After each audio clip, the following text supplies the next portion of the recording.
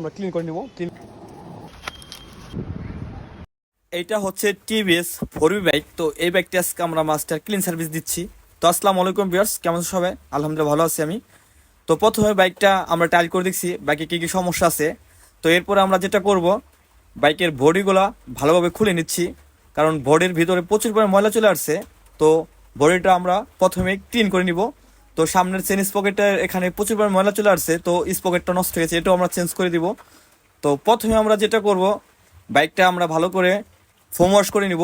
Foam wash করে না নিলে দেখা যাচ্ছে বাইকের সার্ভিসটা ওরকম ভালো আসবে না। তো আমরা এর জন্য প্রথমে যেটা করতেছি, বাইকটা আমরা ফোম ওয়াশ করে নিচ্ছি, তারপরে বাদ বাকি কাজগুলো করব। এই বাইকটিতে যা যা কাজ আছে, তো পিছনের চাকার ব্রেক শোটা চেঞ্জ করতে হবে, সামনের চাকার ব্রেক শোটা ওয়াশ করতে হবে, পাশাপাশি ক্লাচ কেবল, অ্যাক্সিলারেটর কেবল ভালো করে ক্লিন করতে হবে।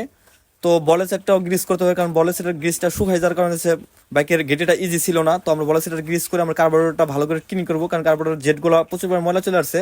তো পাশাপাশি লক সেটটাও চেঞ্জ করতে হবে বাইকটিতে, কারণ বাইকারের কমপ্লেন হচ্ছে বাইক যখন স্টার্ট করতো চাবি অটোমেটিক লক থেকে বেরোয় যেত। এর জন্য আমরা লক সেটটা একটা চেঞ্জ করে দিলাম।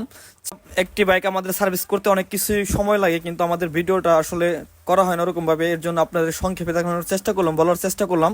তো আমাদের বাইকটা সার্ভিস করা শেষ। তো কেমন লাগলো অবশ্যই কমেন্টে জানাবেন।